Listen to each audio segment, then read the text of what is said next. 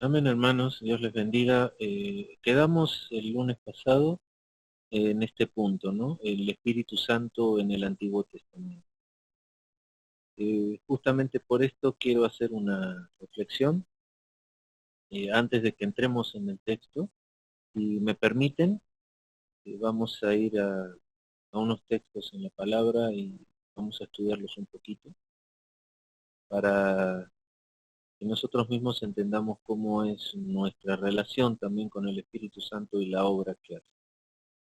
Entonces, voy a comenzar con una pregunta. El templo en el Antiguo Testamento era el templo de Salomón, luego el segundo templo donde moraba la presencia de Dios. ¿Dónde está el templo ahora? ¿Quién me puede responder?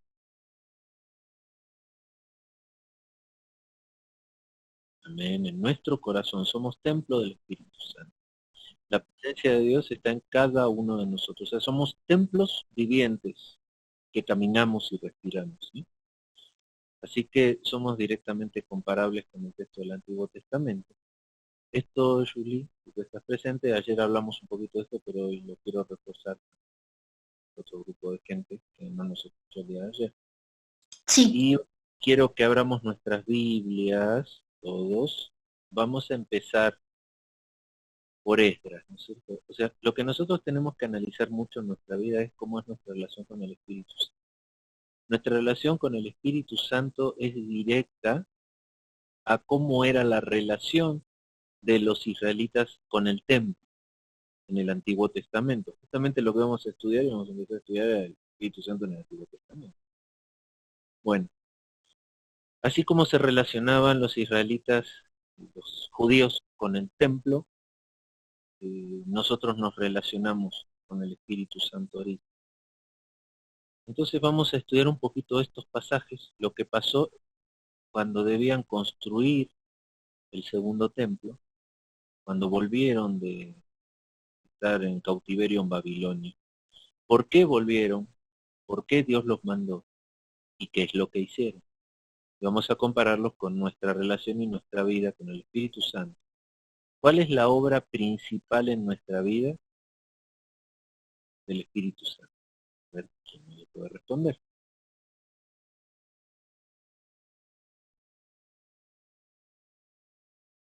Mm, Todos se callaron. Vemos que el Espíritu Santo está para consolarnos, enseñarnos y guiarnos, pero la principal función que tiene en nuestra vida es la de la regeneración. Regenerarnos a la imagen de Cristo, que nos llamó las tinieblas a la luz. Pero esa regeneración es una tarea conjunta, es divina humana. O sea, una parte es divina del Espíritu Santo y una parte es humana nuestra, permitiéndole al Espíritu Santo que haga su voluntad en nuestra vida. Entonces, Él nos regenera. Este, esa regeneración tiene que ver directamente con lo que era la reconstrucción del templo en esta época que vamos a leer, ¿sí? Vamos entonces a leer Esdras 1:1. Fíjense lo que dice. En el primer año de Ciro, rey de Persia, para que se cumpliese la palabra de Jehová por boca de Jeremías, Esdras es contemporáneo de Jeremías y contemporáneo de Ageo, ¿sí? Despertó Jehová el espíritu de Ciro, rey de Persia, el cual hizo pregonar de palabra y también por escrito por todo su reino, diciendo: Así ha dicho Ciro, rey de Persia: Jehová, Dios de los cielos, me ha dado todos los reinos de la tierra, y me ha mandado que le edifique casa en Jerusalén, que está en Judá. Quien haya entre vosotros de su pueblo, sea Dios con él, y suba a Jerusalén, que está en Judá, y edifique la casa de Jehová, Dios de Israel. Él es Dios, la cual está en Jerusalén.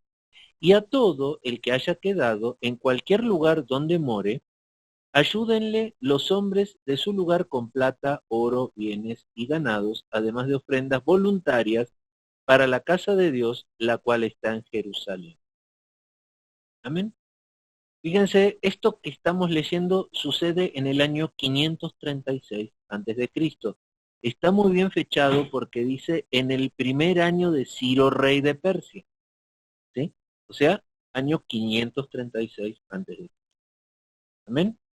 ¿Cuál es el mandato que Dios le da a Ciro?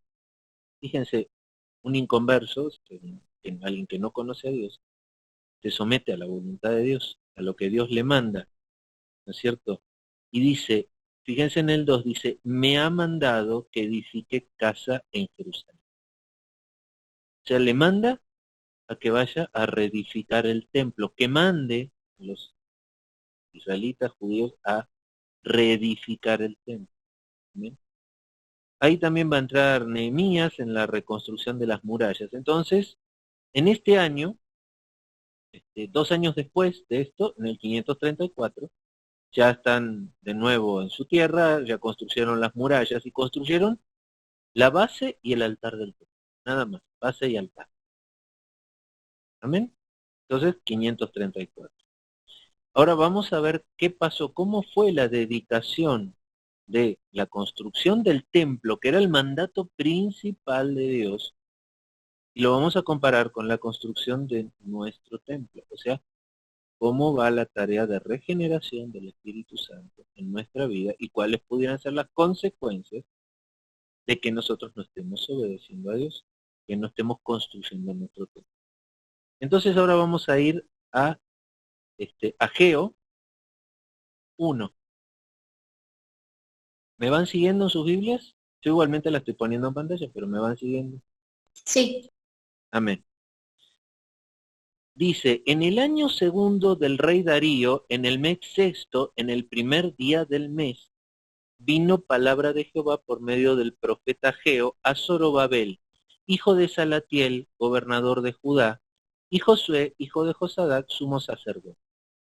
Bien, fíjense lo importante que es para Dios esto, cómo está fechando exactamente este punto, ¿sí? El mes sexto, en el calendario hebreo de esa época, es agosto. En el primer día del mes, o sea, 1 de agosto. Y después dice en el año segundo del rey Darío. Darío sucede a Ciro. El año segundo del rey Darío es el año 520 después de Cristo. ¿Ven? Entonces estamos parados. Esta profecía, Ageo, Dios la da por medio de Ageo, el 1 de agosto del 520. Si habíamos quedado que la construcción de la base y el altar del templo se hizo en el 534, se terminó, junto con la muralla, ¿cuántos años pasaron? Les ayuda en la matemática, son 14 años. Hay 14 años de diferencia. ¿Y qué pasó en esos 14 años? Ahí viene. ¿Por qué, otra cosa, ¿por qué lo está citando usando a los reyes babilónicos? Porque, si se fijan, Zorobabel era gobernador de Judá y Josué era sumo sacerdote, pero no había rey en Israel ni rey en Judá, el cual pudiera usar para fechar. Siempre se fechó en el Antiguo Testamento por los reyes. Se utilizó hasta la deportación a Babilonia o rey judío de Judá o rey de Israel, pero en este caso no hay rey. Entonces se utiliza a los reyes babilónicos, ¿sí? Para fechar exactamente. Bueno, pasaron 14 años. Vamos a ver, dice, así ha hablado Jehová de los ejércitos diciendo, este pueblo dice, no ha llegado aún el tiempo de que la casa de Jehová sea reedificada. ¿Cuál fue el mandato de Dios por medio de Ciro en el 536? El mandato directo. ¿Cuál era? Hacer el templo. Amén. Y 14 años después de que se construyó solo la base, le está diciendo, oigan señores, ustedes están diciendo que todavía no es tiempo de construir el templo. Si lo mandé en el 500, hace 16 años le mandé construir el templo. Empezaron la obra y la dejaron. ¿Por qué la dejaron? Dice, entonces vino palabra de Jehová en el 1.3, miren, por medio del profeta Jehová diciendo, es para vosotros tiempo, para vosotros de habitar en vuestras casas atesoradas. Y esta casa está desierta. Él lo está diciendo, ustedes están construyendo sus casas Las están haciendo bonitas, ya tienen muy bonitas casas, pero mi casa, mi templo, está desierto. 14 años después, no hicieron nada. Está desierto, abandonada la construcción del templo. Se están dedicando a sus cosas personales en vez de construir el templo de Dios.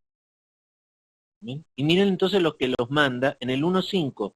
Pues así ha dicho Jehová de los ejércitos, meditad bien sobre vuestros caminos. Dios nos está mandando hoy, meditad muy bien sobre cómo va la construcción de nuestro templo. Meditemos muy bien sobre si nos hemos dedicado a construir o nuestro tiempo lo hemos dedicado a nuestras cuestiones personales, cada uno de nosotros, o hemos estado dedicados al Espíritu Santo, a la obra de regeneración en nuestra vida, equivalente a la reconstrucción del templo, a conocer al Espíritu Santo, a utilizar los dones que el Espíritu Santo nos ha dado, a trabajar en la obra. Ahora vamos a ver más adelante cómo los manda a trabajar. Dice, vayan a trabajar.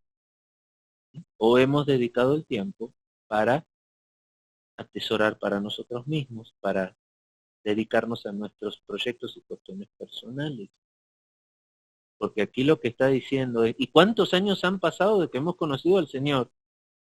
¿Y cuánto se ha reconstruido de nuestro templo? ¿Sí? Porque el Señor manda diciendo, meditad bien sobre vuestros caminos.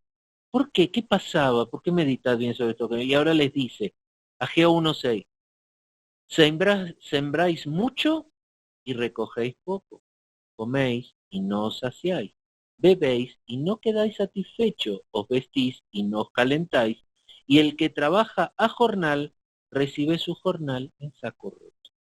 ¿Qué quiere decir esto? Que las cosas no están rindiendo como deberían. ¿Por qué? Porque no están trabajando en el templo de Dios. Y esto es algo en lo cual tenemos que meditar sobre nuestros caminos, cómo están nuestras cosechas, lo que recibimos de dinero cae en saco roto, no nos alcanza, no podemos prosperar como deberíamos prosperar. Entonces, meditad sobre nuestros caminos. ¿Sí? Y dice, así ha dicho Jehová de los ejércitos, lo repite en el 1.7, meditad sobre vuestros caminos. Y ahora los manda en el 1.8, subid al monte y traed madera y reedificad la casa, y pondré en ella mi voluntad y seré glorificado, ha dicho Jehová. O sea, hermanos, trabajar. A trabajar, pero a trabajar en la obra del Señor, en nuestra vida personal, en la construcción de nuestro templo, o sea, la regeneración por medio del Espíritu Santo en nuestra vida, y en el desarrollo de los dones que Dios nos dio para el ministerio.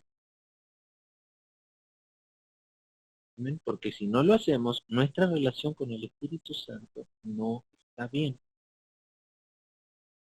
Y entonces, ¿cuáles son las cosas? ¿Cuál es la manera de darnos cuenta? Dice la Biblia que por sus frutos los conoceréis. Analizando los frutos, vamos a poder analizar cómo está nuestra relación con el Espíritu Santo, cómo va la reconstrucción de nuestro templo, cómo va nuestra transformación, nuestra regeneración. Y Dios nos manda trabajar, trabajar, reedificar la casa, pero con trabajo, lleva trabajo, esfuerzo, tiempo. ¿Amén? Y dice en el 1.9, buscáis mucho y halláis poco. Y encerráis en casa y yo lo disiparé en un soplo. ¿Por qué? Dice Jehová de los ejércitos. Por cuanto mi casa está desierta y cada uno de vosotros corre a su propia casa. ¿Cómo está nuestro templo? ¿Está adornado? ¿Está perfectamente construido? ¿Va bien o está desierto? Porque no le dedicamos tiempo, porque nos dedicamos a otras cosas. Dice en el 1.10, por eso detuvo de los cielos sobre vosotros la lluvia, y la tierra detuvo sus frutos. Y llamé la sequía sobre esta tierra y sobre los montes, sobre el trigo, sobre el vino, sobre el aceite, sobre todo lo que la tierra produce, sobre los montes y sobre las bestias, y sobre todo trabajo de manos. ¿Ven? Entonces, Así de importante es, estamos estudiando el Espíritu Santo. Mucha gente ni siquiera entiende el Espíritu Santo y ni siquiera sabe cuál es la obra del Espíritu Santo en mi vida, qué es lo que el Espíritu Santo debe hacer, cómo debe ser mi relación con el Espíritu Santo. Pues bueno, esta es la explicación. Y esta también es la explicación por la cual puede ser que la lluvia temprana y tardía no caiga sobre nuestra vida.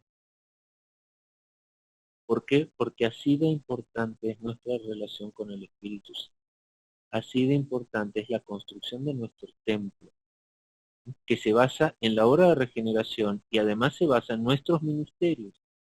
¿Cómo estamos en nuestro ministerio? Hemos cumplido el mandato principal. ¿A cuántos le hemos hablado esta semana de Dios? ¿Cuántos nos han venido a decir que quieren ser como nosotros por el ejemplo que ven en nosotros de una vida cristiana, de una vida sometida a Cristo y al Espíritu Santo? Amén. Bueno, yo quería traerles esta pequeña reflexión antes de que pasemos al texto a seguir estudiando, para que cada uno reflexione y tome esta palabra, que Dios la manda. Meditad sobre vuestros caminos. Meditad sobre vuestros caminos. ¿Sí? Y necesitamos conocer al Espíritu Santo, necesitamos caminar de la mano de Él para que su obra en nuestra vida prospere, para que nosotros prosperemos y para que nuestro ministerio prospere. Y saben que somos miembros de un cuerpo, somos alguna partecita de un cuerpo más grande, que es la iglesia, cuya cabeza es Cristo. Y si ese cuerpo no madura, no desarrolla, también tiene que ver con cada uno de sus miembros. Si las manos del cuerpo no están hábiles, no se puede construir con esas manos. Si los pies no están fuertes, sus piernas no se puede caminar. ¿Sí? Y ahí está la explicación de por qué también no prospera. ¿Sí? Así ha dicho Jehová en su palabra, y esto tiene que ver en el estudio.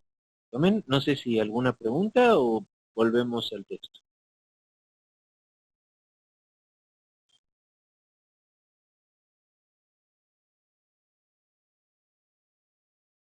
¿Ninguna pregunta? Nada, nada.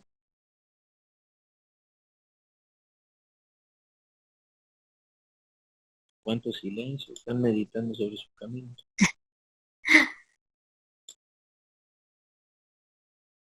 ¿Sí, Shuri? Sí. Amén. Siempre. Gracias, Julia. Bueno, Nelly. En el Xiaomi me imagino que está Víctor. ¿Quién está por ahí?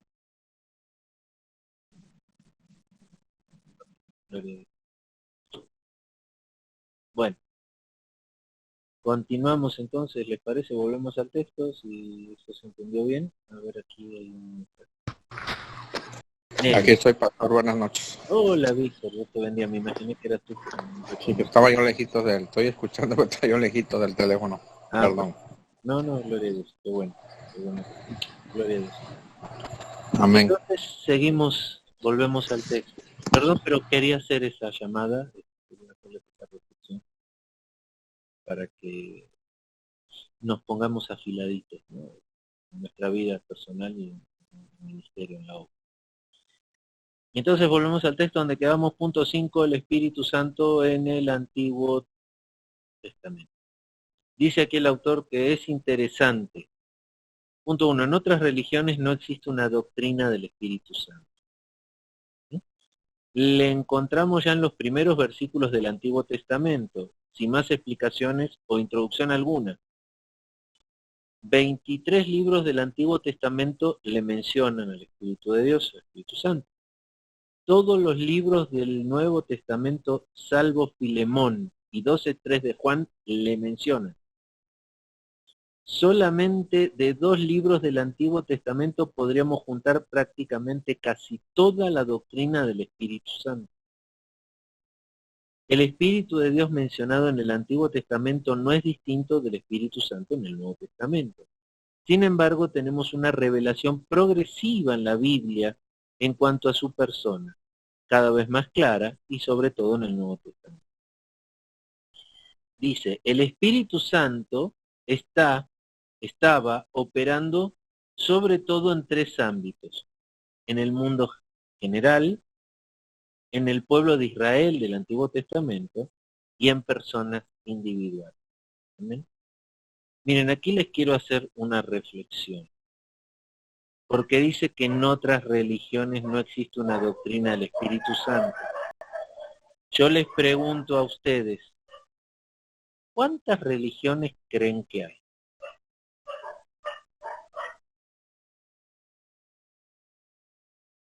Muchas. Muchas, ¿sí? Yo creo que miles. Miles, correcto. Bueno, yo los voy a corregir, solo hay 2. ¿Sí?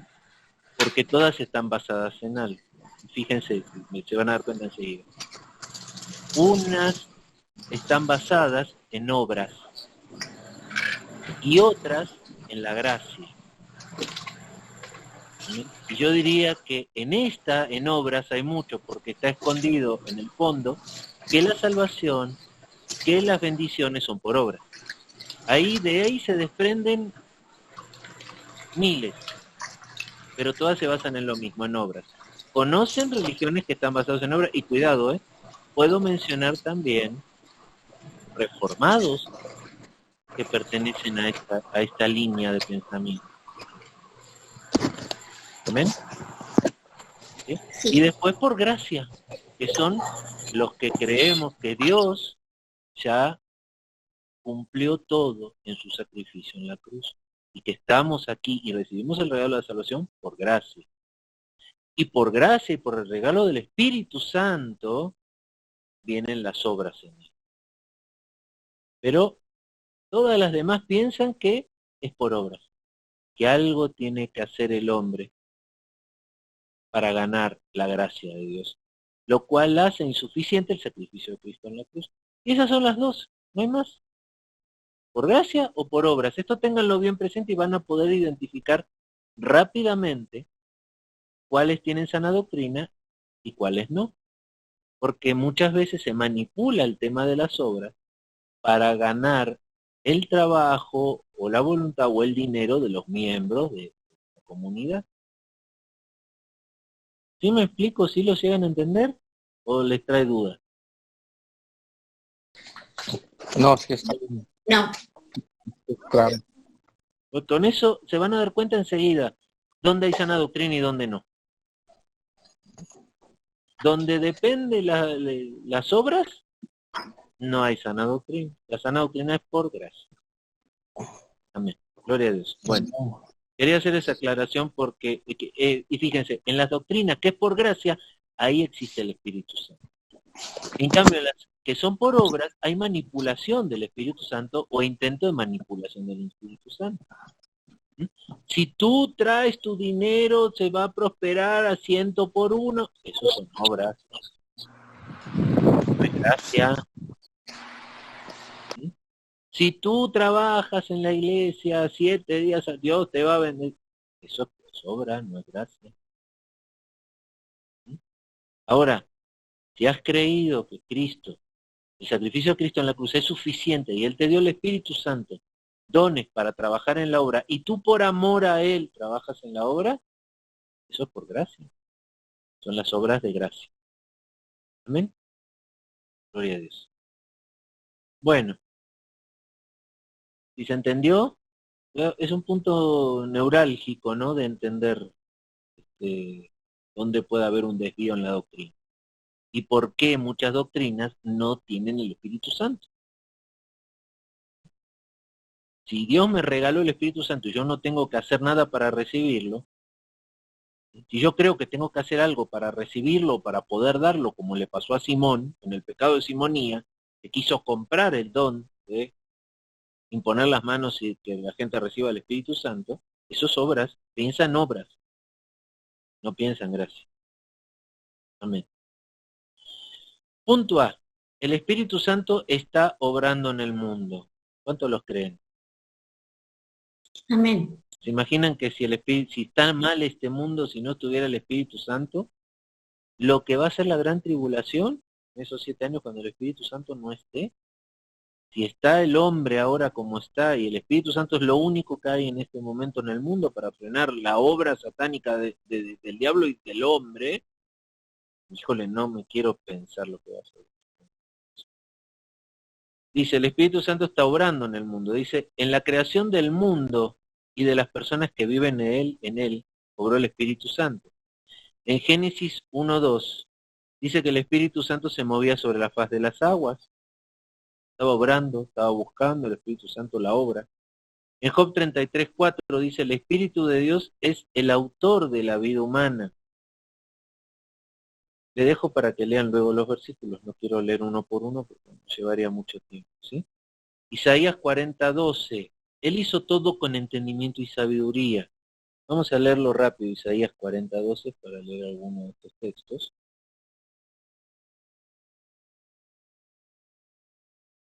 Isaías 40:12 dice,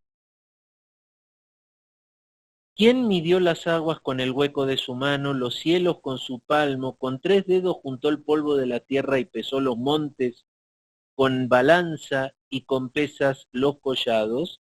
¿Quién enseñó el espíritu de Jehová o le aconsejó enseñándole? ¿Ven? Él hizo todo con entendimiento y sabiduría. Job 26:13. Dice que Job 26:13 dice, su espíritu adornó los cielos, su mano creó la serpiente tortuosa. Entonces el Espíritu Santo otra vez implicado en la creación del mundo. Salmo 33:6 dice, el mundo fue creado por el Espíritu. A ver, Salmo 33:6 dice, por la palabra de Jehová fueron hechos los cielos y todo el ejército de ellos por el aliento de su boca. El aliento de su boca, ¿cuál es?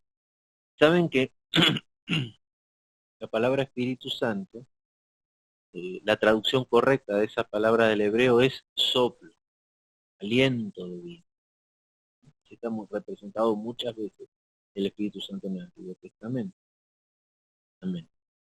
Punto 2, en la preservación del mundo.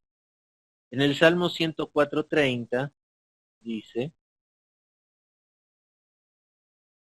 104:30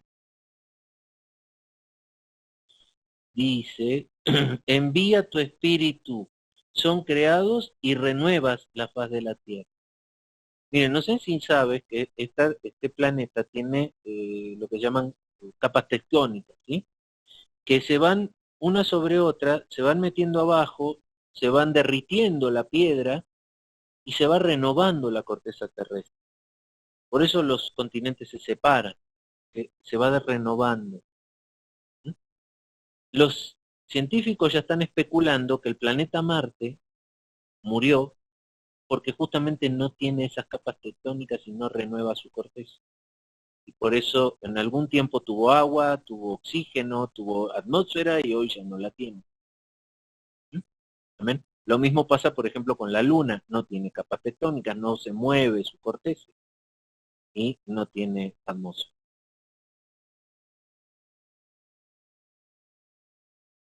Amén. Amén. Bueno, entonces, miren lo que dice la palabra de Dios acá, que es el Espíritu Santo el que hace ese trabajo de mover las capas tectónicas para que se renueve la Tierra. La Tierra se va renovando. Fíjense, se va para abajo, se derrite por los volcanes, vuelve a salir, se vuelve a meter, y así, centímetros al año, poquitito al año, se va renovando la Tierra. Amén. Entonces dice, el Espíritu crea y renueva la tierra y lo que vive en ella. 3. El refreno del pecado en el mundo. Génesis 6:3. Génesis 6:3 dice, y dijo Jehová, no contenderá mi espíritu con el del hombre para siempre, porque ciertamente él es carne, mas serán sus días 120 años. Amén. Entonces, bueno, dice, está implicado en estas palabras, las palabras que vamos a leer, que el Espíritu Santo quiere restringir la influencia del pecado. El Espíritu Santo en el mundo refrena. La iglesia debería ser el gran freno con su obra y sus oraciones la obra del diablo en esta tierra. Lamentablemente hoy en día la Iglesia no está cumpliendo bien con su función y Dios ya nos demandará por eso. Amén. Punto B. El Espíritu Santo obrando en Israel, o sea, en el pueblo escogido de Dios. Punto 1. Su poder. Él dio a los líderes de Israel sabiduría, poder, coraje, etc. Fíjense que en el Antiguo Testamento el Espíritu Santo, como Cristo todavía no había pagado el precio en la cruz por nosotros, no podía estar en el corazón del hombre, estaba sobre algunos, sobre reyes y sobre sacerdotes, ¿no? Y él entonces a eso les daba la sabiduría, poder, coraje, cada uno su, su don, según su función, ¿no? Génesis 41:38 dice, el Espíritu de Dios está en José, incluso el faraón lo reconoce. Bueno, conocemos muy bien la historia de José, creo que no es necesario que la leamos.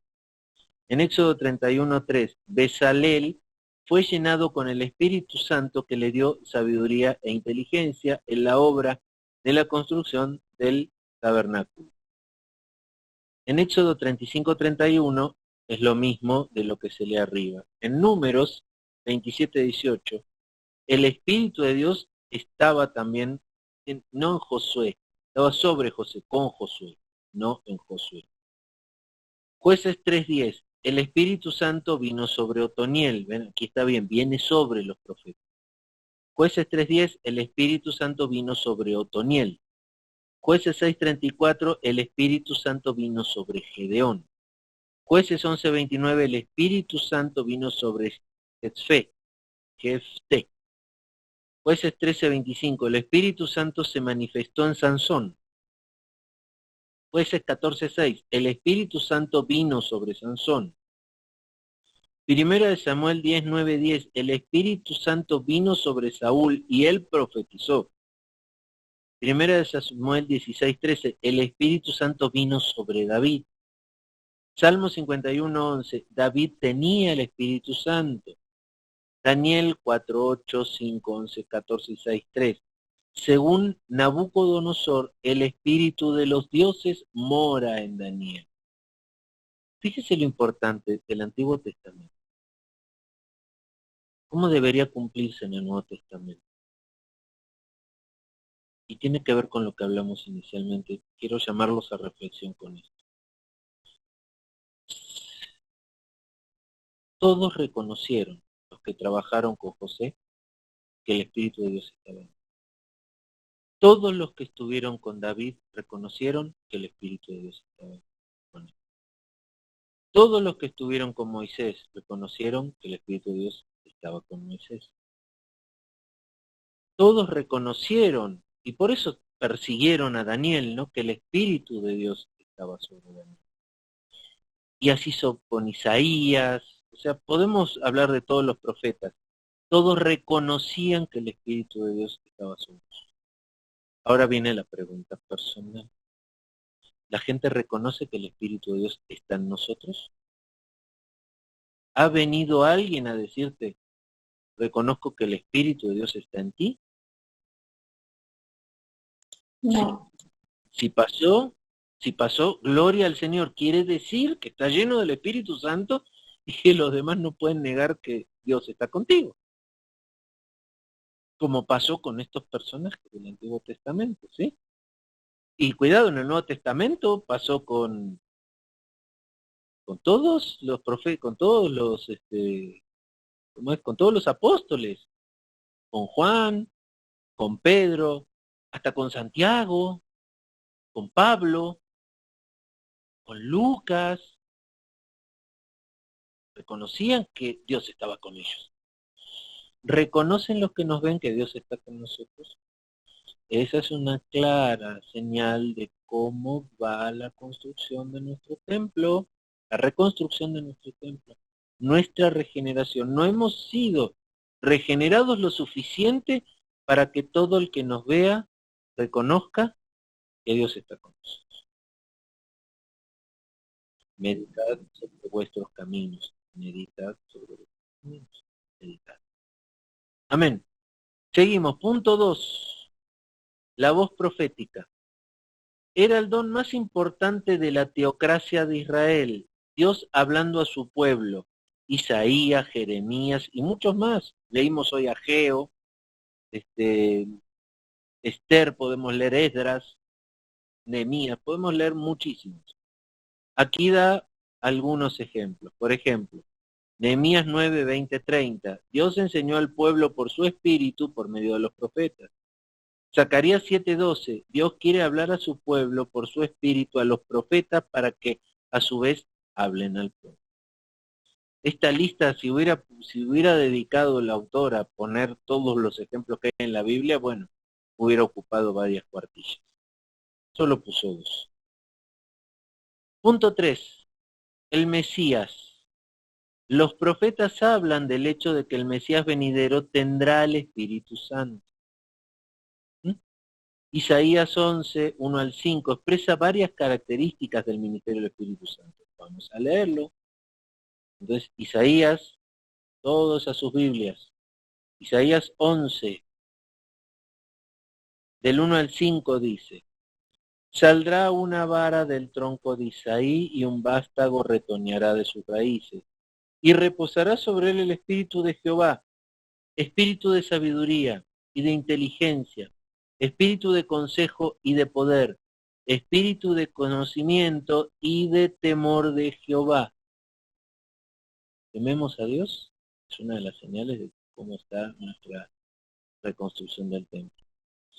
Y le hará entender diligente en el temor de Jehová, no juzgará según la vista de sus ojos, ni arguirá por lo que oigan sus oídos, sino que juzgará con justicia a los pobres y arguirá con equidad por los mansos de la tierra, y herirá la tierra con la vara de su boca, y con el espíritu de sus labios matará al impío.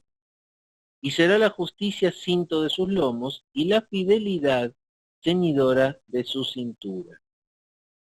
Amén. Estas son las señales que deberían seguir aquellos que tienen el Espíritu Santo. No que tienen, digo mal, sino que la obra del Espíritu Santo en sus vidas va avanzada, avanza. Amén. Ahora el punto C, vamos a seguir con nuestro texto, y va a hablar de el Espíritu Santo obrando en individuos, obrando en nuestra vida. ¿Cuál es la obra del Espíritu Santo en cada una de nuestras vidas? Dice punto 1, la obra santificadora. ¿Cómo está nuestra santidad? Digamos que nuestra santidad en el templo de Dios en nuestro corazón tendrían a ser como los pilares, las columnas. ¿Mm? Amén. Dice Salmo 51:11. Salmo 51:11 dice, 51:11. No me eches de delante de ti y no quites de mí tu Santo Espíritu. Santo Espíritu, el ministerio de santificar a los suyos, no en el sentido absoluto, porque un creyente no puede perderse. ¿Amén? Pero hay una obra santificadora. Punto 2. Él otorga poder. Veas el párrafo B1 que ya pasamos. Dice, Él nos da poder, pero ¿qué tipo de poder nos da? Poder para, no sé, para sanar, depende de nuestros dones, pero fundamentalmente nos da poder para resistir, nos da poder para estar firmes en la fe. Es el principal poder que recibimos el Espíritu Santo. No es el poder de andar clamando por ahí, clamándole a Dios, o andar reclamándole a Dios, no me acuerdo ahora la palabra que tanto se usa. El principal poder del Espíritu Santo en nosotros es para ser resilientes, es para estar firmes en la fe, para resistir las pruebas, para pasar las pruebas tomados de la mano de Cristo. Ese es el principal poder. Punto 3. Él mora en las personas. Génesis 41:38 ya lo mencionamos y en número 27:18 ya está mencionado. ¿Sí? O sea, Él moraba sobre las personas. Los profetas incluso ya hablan del futuro ministerio del Espíritu Santo en el Nuevo Testamento. Isaías 59, 21. A ver, Isaías, vamos a leer un poquito Isaías 59, 21. Dice, y este será mi pacto con ellos, dijo Jehová, el Espíritu mío que está sobre ti, y mis palabras que puse en tu boca no faltarán de tu boca, ni de la boca de tus hijos, ni de la boca de los hijos de tus hijos, dijo Jehová, desde ahora y para siempre. ¿Ven? Promesa del Espíritu Santo para futuras generaciones. Ezequiel 37:14, lo leen luego, dice, promesa del Espíritu Santo en el futuro. Ezequiel 39:29, el Espíritu Santo será derramado sobre la casa de Israel, que es también la iglesia. Joel 2:28-32, se cumplió en el día de Pentecostés, en Hechos 2 del 16 al 21, ¿sí? Será derramada sobre toda carne. Amén. Bueno, ahí se termina el punto 5. Vamos a entrar al punto 6. Dice, el Espíritu Santo en la vida de Cristo. Punto A, el Espíritu Santo y el nacimiento de Cristo. Mateo 1, 18, 20. El Espíritu Santo es el autor de la naturaleza humana de nuestro Señor. ¿Sí? Luego lo leen. Lucas 1, 35, 36. El nacimiento de Cristo es anunciado. Lucas quiere poner en contraste el nacimiento de Juan y de Jesús. Elizabeth ha concebido de forma natural, pero María concibió de forma sobrenatural.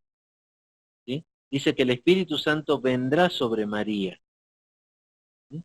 Y el santo ser que nacerá de ella será llamado Cristo. Punto B.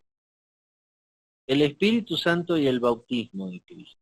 Mateo 3, 13, 17.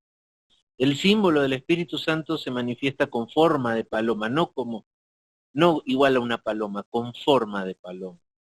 Dice como paloma. No necesariamente una paloma real, animal de sacrificio. El ser ungido con el Espíritu Santo es igual a ser capacitado para llevar a cabo su ministerio. Un ministerio trae cargas, trae esfuerzo, trae luchas. Nadie puede llevar a cabo su ministerio y sus luchas y sus aflicciones sin el poder del Espíritu Santo, manteniéndolo firme en la fe. ¿Sí? Por eso tantos que no reconstruyen su templo, que no trabajan en la relación con el Espíritu Santo, caen por el peso de la obra del ministerio. ¿No se han dado cuenta cuántos caen pasados los años de sus ministerios? Empiezan con unos ministerios maravillosos, llenos de poder, de Espíritu Santo, y después con los años caen en pecado, se apartan, se alejan, empiezan a trabajar para el mundo más que para la obra de Dios. ¿Qué pasó ahí? ¿Qué pasó? La construcción de su templo no iba bien. Y finalmente cayeron, se apartaron. No tuvieron esa fortaleza, esa fuerza que viene del Espíritu Santo para mantenerse firmes. Y ante las pruebas y las necesidades, tropezaron y cayeron. Amén. Seguimos. Punto C. El Espíritu Santo en su tentación en el desierto. Mateo 4.1. El mismo Espíritu Santo le lleva al desierto. Fíjense, dice que estuvo 40 días y 40 noches sin comer hasta que le dio hambre, o sea, hasta que no aguantó más. ¿No? Ya no aguantó. 40 días después ya no soportó el hambre. Pero ¿por qué pudo soportar 40 días, 40 noches? ¿Por qué pudo finalmente no desesperarse por el hambre y contestarle al diablo con la palabra y con sabiduría? Porque tenía el Espíritu Santo. Y su relación con el Espíritu Santo era perfecta. Amén. Punto D. El Espíritu Santo en su ministerio. Lucas 4:14. La fuente de su doctrina era el Espíritu Santo. ¿Es la fuente de tu doctrina el Espíritu Santo o tu parecer, tu pensar, tu conocimiento del mundo y de las cosas, tu filosofía humana? ¿Cuál es la fuente de tu doctrina? Porque todos tenemos una doctrina propia. Acuérdense que estudiamos una materia que se llamaba doctrina propia. ¿Sí? ¿Por qué? Porque cada uno tiene su doctrina propia. ¿Pero en qué se basa tu doctrina, mi doctrina? ¿Mm? Es fácil darse cuenta en qué se basa la doctrina de algunos. Hay muchos que vienen, se acercan y dicen, a mí me parece, yo pienso, yo creo, yo vi, yo. ¿Mm? Por sus bocas son atrapados, por sus mismos dichos, yo. Su doctrina propia, entonces, ¿de dónde nace? De su parecer, de su mente. Pero nuestra doctrina tiene que venir, como en Lucas 4:14. La fuente tiene que ser el Espíritu Santo. Lucas 4:18, Jesucristo fue ungido por el Espíritu Santo. Hechos 10:38, Dios el Padre ungió al Hijo con el Espíritu Santo. Lucas 4:1, Jesucristo estaba lleno del Espíritu Santo. Mateos 12:28, echa fuera demonios por el poder del Espíritu Santo. Lucas 10:21, Jesucristo se regocija en el Espíritu Santo.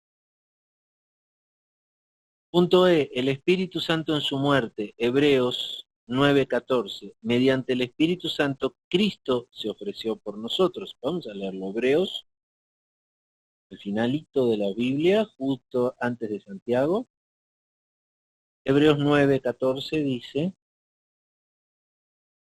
cuánto más la sangre de Cristo, el cual mediante el Espíritu eterno se ofreció a sí mismo sin mancha a Dios, limpiará vuestras conciencias de Dios muertas para que sirváis al Dios vivo. Amén. Entonces, Cristo pudo ofrecerse por nosotros y soportar lo que soportó por nosotros solo por la fortaleza y la firmeza que le daba el Espíritu Santo. F, el Espíritu Santo en su resurrección, Romanos 8:11, el Espíritu Santo estaba involucrado en la resurrección de Cristo. Vamos a leer entonces Romanos 8:11 dice, y si el Espíritu de aquel que levantó a de los muertos a Jesús mora en vosotros, el que levantó de los muertos a Cristo Jesús vivificará también vuestros cuerpos mortales por su Espíritu que mora en vosotros. Aquí está la fortaleza. Esto es el verdadero poder del Espíritu Santo en nosotros. Ahí está manifestado. ¿Dónde se ve el verdadero poder del Espíritu Santo? Que en cuerpos mortales somos capaces de soportar, de ser vivificados por medio del Espíritu que mora en nosotros. ¿Amén? F, el Espíritu Santo en su resurrección, es lo que leímos, o sea, el Espíritu Santo estuvo en la resurrección de Cristo. G, el Espíritu Santo en su ministerio después de la resurrección. Hechos 1:2. Jesucristo dio órdenes a los apóstoles después de haber resucitado en el poder del Espíritu Santo. Vamos a leer Hechos 1:2. Dice, hasta el día en el que fue recibido arriba, después de haber dado mandamientos por el Espíritu Santo a los apóstoles que había escogido. Entonces los mandamientos, ¿por quién los dio? Por el Espíritu Santo. Dice, Hechos 1:2, Jesucristo dio órdenes a los apóstoles después de haber resucitado en el poder del Espíritu Santo. Amén. Y aquí termina el punto 6. Amén. Vamos a entrar en el punto 7. ¿Alguna pregunta o duda que manifestar hasta aquí? No. Amén. Permiso, un poquito de café para fortalecer las neuronas. Amén. Dice así. Esto no quiere decir que yo confíe en el café para tener fortaleza, confío en el Espíritu Santo, pero... Punto 7. El Espíritu Santo en el periodo de la encarnación. Dice, el Espíritu Santo no es mencionado con frecuencia, exceptuando el ministerio del Espíritu Santo en la vida de Cristo y las profecías sobre la obra del Espíritu Santo en el futuro. ¿Amén? Entonces ahí vamos a ver. En el punto A, lo que hablamos varias veces antes. Dice, Él regenera. Tanto en el Antiguo Testamento como en el Nuevo Testamento es el Espíritu Santo el que regenera a los hombres. ¿Cuántos lo creen? Y ahora viene la pregunta, ¿cuántos lo permiten? Amén. Punto B. Él llena. Lucas prácticamente es el único de los evangelistas que está usando esta palabra. Él es de los evangelistas que más menciona la obra del Espíritu Santo. Significa ser capacitado para hacer la obra de Dios. O sea, el que está lleno del Espíritu Santo, ¿para qué Dios lo llena del Espíritu Santo? Para capacitarlo para hacer la obra de Dios. La voluntad de Dios.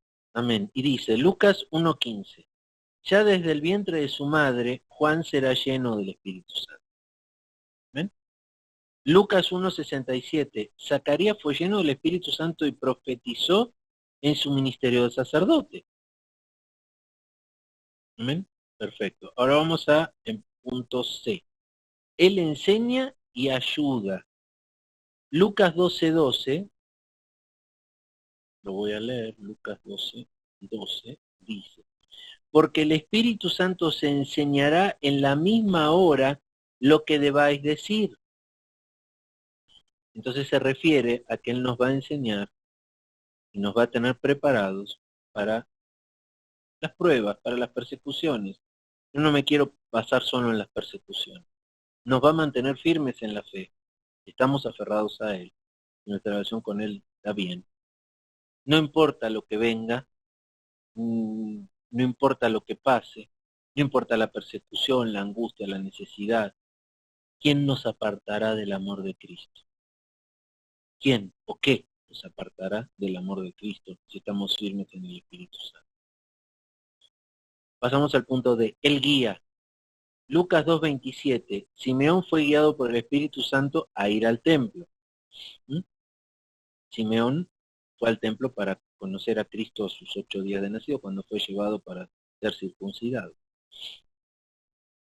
Lucas 11:13. El don del Espíritu Santo es fundamental en la vida del creyente. ¿Cuántos lo creen? Si lo creen, hay que aprovecharlo, ¿no? Porque es fundamental para nuestra vida. Punto E. Él otorga poder. En Juan 20:21-22 dice, aquí los discípulos posiblemente recibieron el poder del Espíritu Santo hasta que Él viniese en el día del Pentecostés. Seguimos con el punto F. El problema del pecado contra el Espíritu Santo. Vamos a leer Marcos 3:29-30.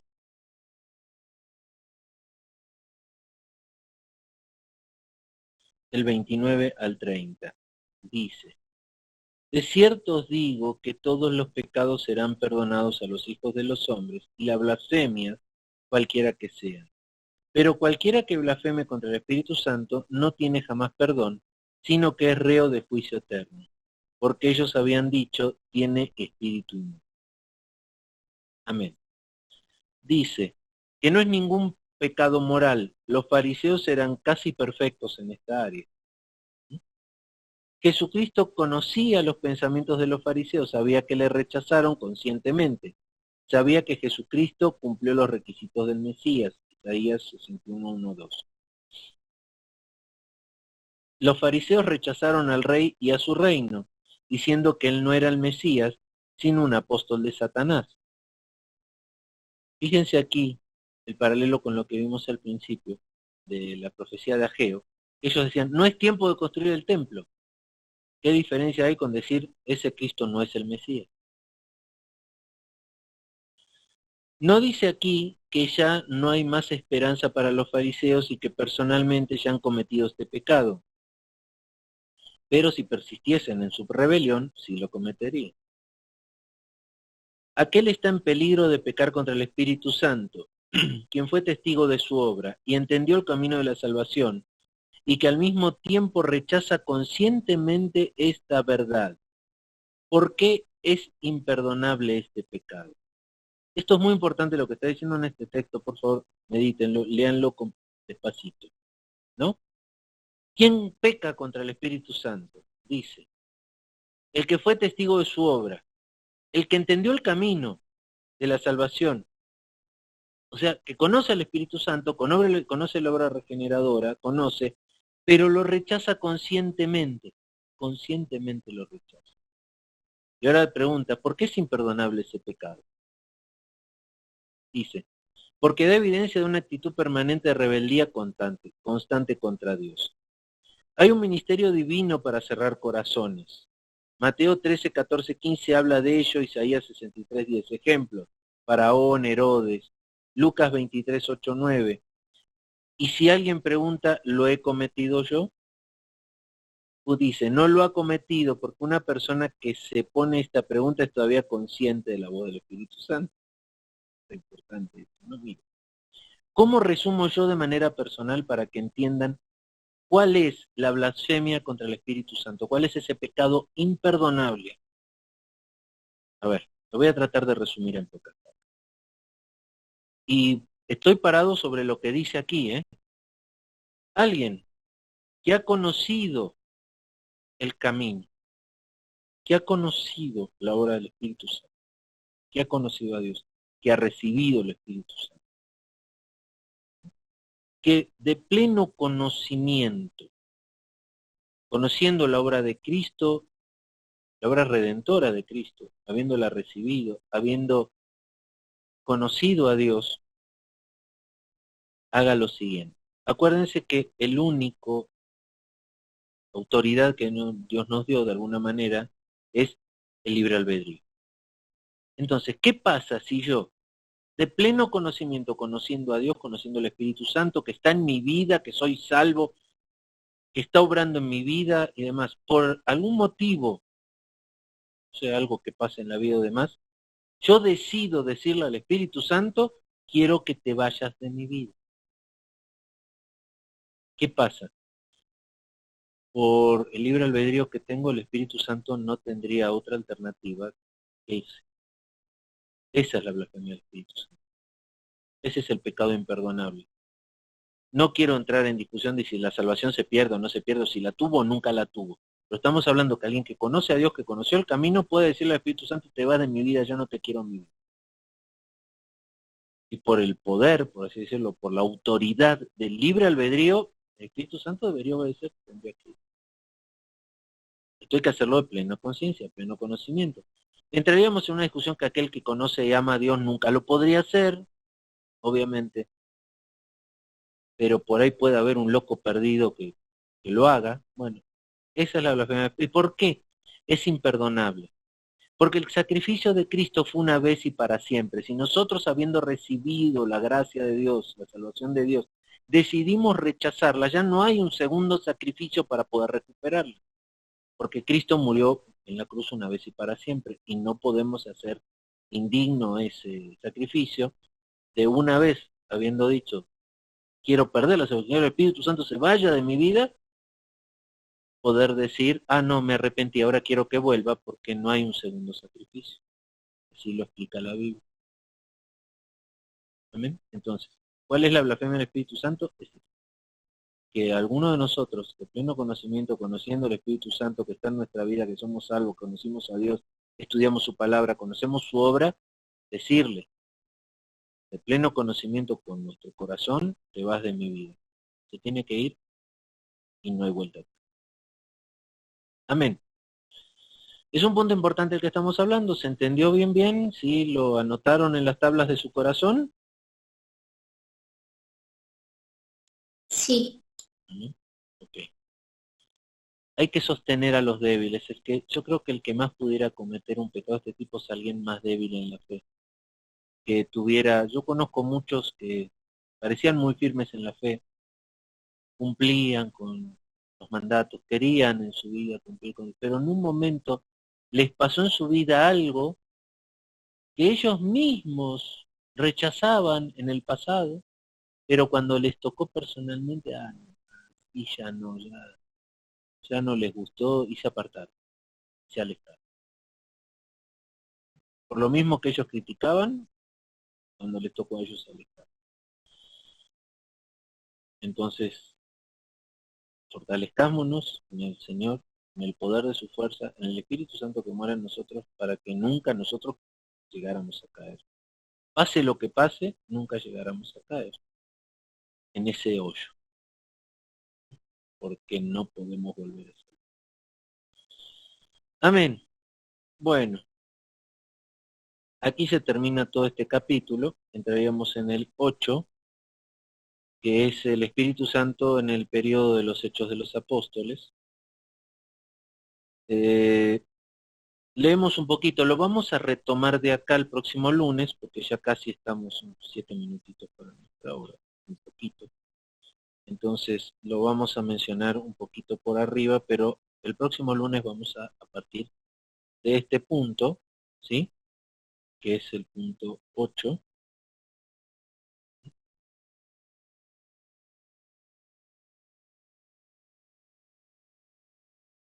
Creo que hablamos por hoy ya de bastantes conceptos para meditar, ¿no? Tampoco es bueno poner de demasiado sobreinformar. ¿Alguna pregunta hasta aquí de parte de ustedes?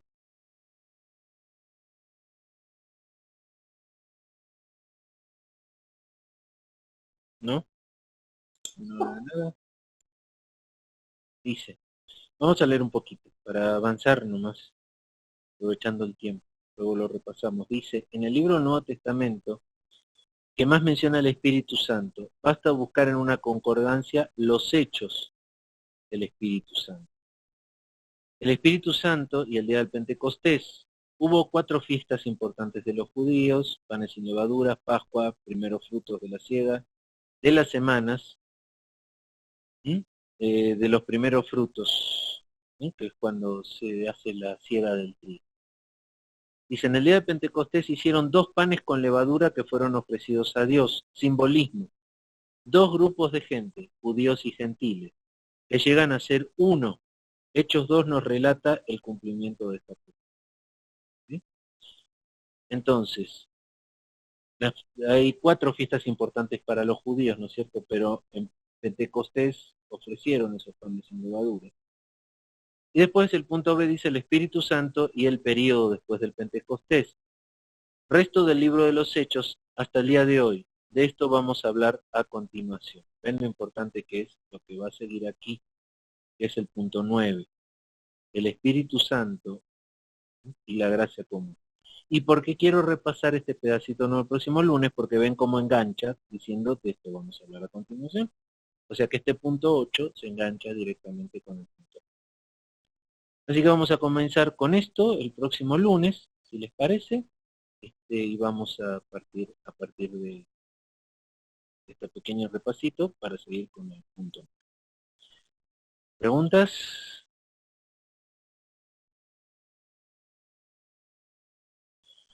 Gloria a Dios, parece que no hay ninguna. ¿No? Sí, dime.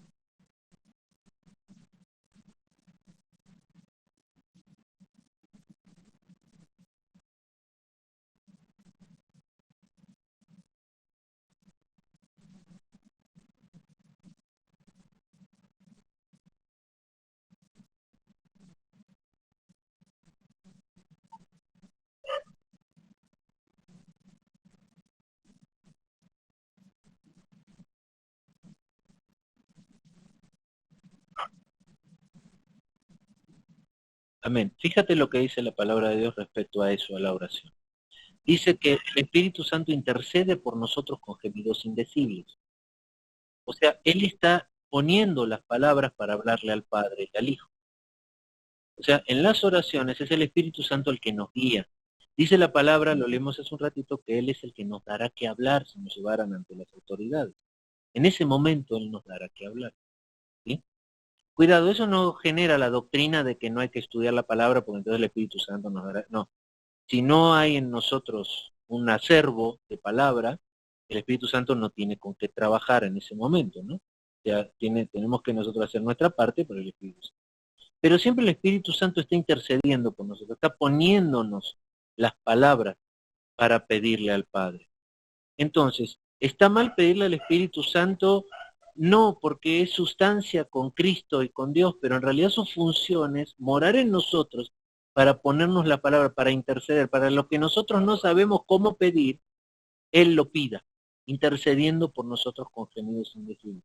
O sea que en el momento que nosotros oramos, el Espíritu Santo está con nosotros orando. Entonces, nosotros oramos junto con el Espíritu Santo, siendo uno con Él, al Padre y al Hijo. No tiene mucho sentido orarle al Espíritu Santo, porque ya está ahí con nosotros, ¿cierto? Por eso lo que tú dices, Nelly, es una enseñanza común en cuanto a la oración. Orarle a Cristo. ¿Por qué? Porque Él es nuestro abogado y el Espíritu Santo intercede por nosotros con lo que nosotros no sabemos cómo pedir. No sé si más o menos me expliqué un poquito. Es conjunta la oración nuestra, es divino-humana la oración. Divino por el Espíritu Santo que nos guía y humana porque nosotros somos los que levantamos nuestra alabanza y nuestra oración al Padre. Víctor, ¿pregunta? Sí, quedó claro. Lo que pasa que hay un poquito ahí la palabra, como dice que su palabra que el Espíritu Santo intercede. Mucha gente cree que es un medio también para llegar a Dios, o sea, ¿sí me entiende? Es que es nuestra relación con Dios, o sea, es lo que nos ata, es nuestro hilo conductor con Dios. Digamos, a ver, imagínate si fuera una conversación telefónica, ¿no es cierto? O sea, el Espíritu Santo sería, nosotros le pedimos a Dios, el Espíritu Santo es nuestro hilo conductor, nuestro teléfono. Así es. Nuestra línea de comunicación con Dios. Entonces, nosotros si vamos a llamar para hablar con alguien, en este caso vamos a hablar con Dios, oraciones, hablar con Él, no le voy a pedir al teléfono, le voy a pedir a Dios, pero ahí está la obra del teléfono que me comunica con Él, ¿no? Que me da mi línea telefónica. Es una relación más o menos similar. El Espíritu Santo está guiándome, intercediéndome y conectándome con el Padre. ¿Cierto? Bueno, con el Hijo y con el Padre, con Cristo, porque es con Cristo nuestro abogado. Entonces, pedirle al Espíritu Santo en ese momento, yo puedo pedirle, Señor, Espíritu Santo, dame que hablar, sí, está bien. Pero el Espíritu Santo me ayuda a pedirle a Cristo lo que yo necesito. Es mi hilo conductor, ¿no es cierto? Lo que yo debo hacer con el Espíritu Santo, entendamos nuestra relación con el Espíritu Santo, no es pedirle al Espíritu Santo, sino permitirle. ¿Explico bien en eso? O sea, no sé si esas palabras son claras. ¿Yo qué tengo que hacer con el Espíritu Santo? Conocerlo y permitirle que obre en mi vida. Sí, así es nuestro guía. Exacto, es permitirle. Yo tengo que darle el lugar al Espíritu Santo para que obre en mi guía, para que obre en mi vida, tanto transformándome como pidiéndole al Padre, como haciendo todo lo que hago todos los días. Soy uno con Él porque mora en mi corazón. Entonces, pedirle al Espíritu Santo, ¿qué le puedo pedir? Ayúdame, Señora, transfórmame, dime tu voluntad para permitirme transformar. O sea, tengo que entender bien mi relación con Él y qué hace Él en mi vida para saber qué pedirle. No está mal pedirle al Espíritu Santo, pero dice su palabra que pedimos y no recibimos porque pedimos mal, porque pedimos para nuestros placeres y deleites. De la misma manera, cuando pedimos y no recibimos porque pedimos mal porque no entendemos la voluntad de Dios y la obra de Dios. ¿Amén? ¿Cómo es la relación con el Espíritu Santo? Tiene que ser muy fluida, o sea, yo tengo que escuchar su voz, vivir con Él, caminar con Él, o sea, todo el día estar con Él. ¿Cierto? Entonces yo qué le pido al Espíritu Santo, en realidad más que pedirle es dejarle que Él me llene, que me hable, que obre en mi vida, me transforme. O sea, pero ahora tengo una necesidad, ¿a quién le voy a pedir esa necesidad? Al Señor Jesús, a mi abogado, al que intercede por mí, ya sentado a la diestra del Padre. Pero lo que es muy seguro es que el Espíritu Santo me va a dar la sabiduría y el conocimiento necesario para saber qué pedir y cómo pedir. Hasta va a poner palabras en mi boca.